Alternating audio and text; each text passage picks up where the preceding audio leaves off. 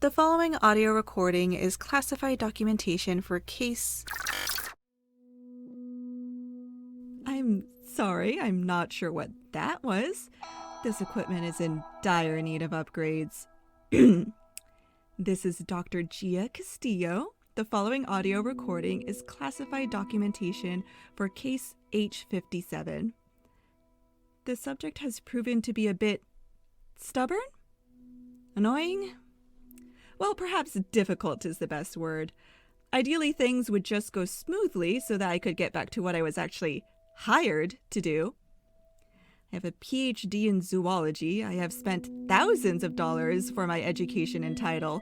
But this is asinine. This is absolutely ludicrous. This is flat out stupid. There's no reason for this much time, effort, and money to be spent on Todd's little pet project. I was hired to examine how pollution and radiation could lead to the creation of these creatures from afar. The local deer population, for example, all of that research was led by me from my lab, processing the radioactivity readings, exposure rates, things that could have led to the possible creation of the knot deer, in my professional opinion, is quite solid. And now I'm playing babysitter to some thing that Todd told me to watch over via nanny cam because he's too scared to. I have to play lab partner with something that never even earned its degree, yet still gets the title? I'll have to edit all of that out. Today, the subject took that hellhound on a walk after breakfast, which was then followed by some time watching television, a shower, and then a frantic phone call. I won't know who it called until after our system synced tonight to pick up all the data from its phone and audio journal, but it exhibited clear behavior and body language of being in quite a panic. It sat down and has started to record a session in its audio journal. While the audio journaling has remained as consistent as before, there have been some changes in its other behaviors. My recent findings have shown that the subject has been quite resistant to Dr. Damon's sessions as of late. By the sound of its complaints and also of Dr. Damon's reports, the resistance is only worsening, which led to another observer being brought in not too long ago, Mr. Zimmer. Now that I have the utter displeasure of working with him, my luck only continues to sour. Anyways, through the audio files and also the footage from the cameras, we are seeing signs of something else for us to look into. It taking in that hellhound as a pet of all things was both simultaneously surprising, but also not too out of character for what we have seen previously. Creatures like those tend to be drawn to one another. But now there appears to be a third creature of sorts wandering around that particular home. We need to look further into what's captured on our recordings. The subject has mentioned to Dr. Damon seeing shadows around its home, so that may be a good start for us. With that hellhound, Grove, I believe it's taken to calling it, the team has agreed that it's best if that creature isn't around to further influence the subject.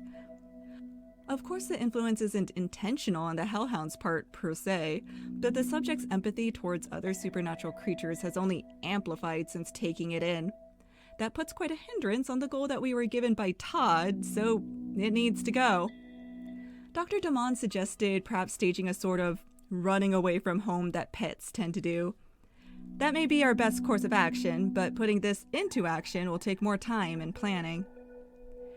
And we have also tried to get rid of those black-eyed children that keep tapping on its door.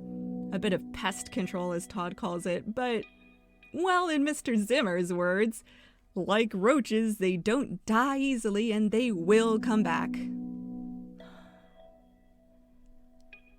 They seem to become only more adamant about being let into the subject's house.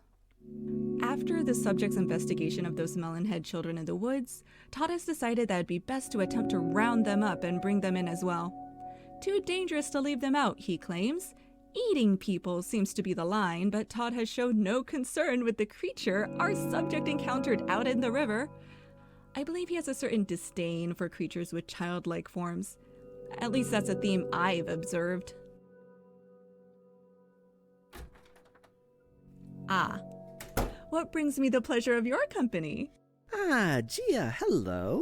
I just came to check in and see how we were doing today, do a check-in with the patient.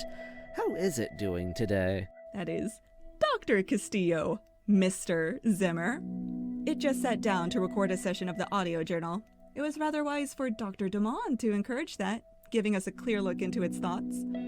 Of course, what exactly it's saying I won't know until later tonight once the cloud collects the data, though it just got off of the phone with someone and has been pacing around the room quite nervously while talking. Fascinating. It's always so adamant about these supposed feelings it has. If I didn't know any better, I would say that it's practically human in every way. Look at it. The stress, the agitation. You know, the way that it so often curls into itself in our sessions truly is human. If only it knew the truth. We're here to see how long we can keep the truth from it. I know you're using this to satiate personal curiosities, Mr. Zimmer, but we do have a goal to attain, and we must treat this as if we only have one shot at it.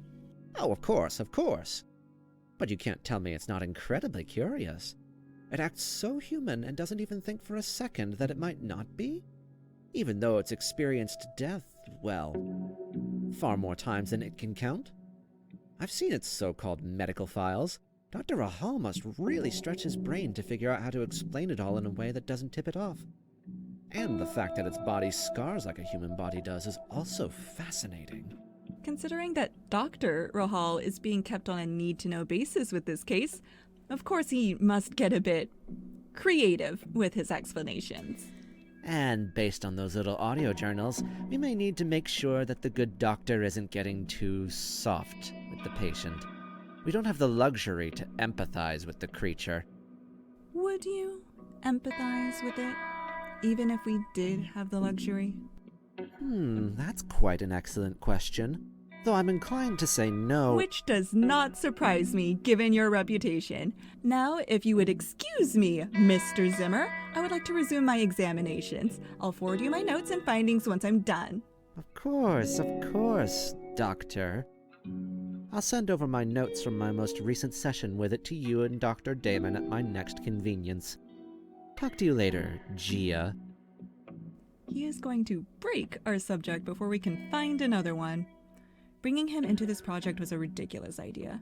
I get that we're here to see just how human this creature has become, but you can see humanity without shattering one's mental stability. Anyways, this would imply that the creature has become human at all. It's still what it was before, just with a human shell. Nothing will change what the creature is, no matter how it looks or acts. I'll have to edit all of that out as well. The subject has now taken to rocking slightly in its seat as it records. Something new that it picked up. There's various reasons that people rock back and forth, but if it's picked this up from witnessing someone do this, that would make sense. Dr. Damon encouraged it to engage more within the community of Witchden, mostly so we could see how it would socialize, but we didn't expect it to have so much success in doing so. The primary documented friends that it's made have been a few residents in town, primarily a Darius Chapman and a Holly Darling. Also, it is reconnecting with its old lab partner, Dr. Milo Lomax, who had never been told the full truth, hence why they were separated as lab partners. It has also been spending time with a research scientist from another department, Dr. Jamie Everett. I'm not sure how much she has been briefed on the situation. With the amount of employees here who have been left in the dark on the true nature of this case, it's safer to assume that she doesn't know. But I cannot say that for certain. I will need to reach out to Todd to see how deeply, if at all, Dr. Everett is involved. That hellhound has been sniffing around its house quite a bit lately. Whether it's just part of more canine behavior or if it's more of the cryptid nature, I am not sure. Whatever it may be, it's getting in the way of my view. Has it spotted the camera? It couldn't have. It's still just a dog.